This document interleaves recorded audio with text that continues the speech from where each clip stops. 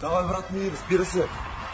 Батко ще е бомба. Значи, организирал съм му Жорката, той ще дойде с неговата мацка, с неговата... чай ми, брат, чай, че тук Меркендеса пак се разтопа, ай, затварям ти да вия какво става. Пак ще трябва да ходим при Чичо Тиманчо.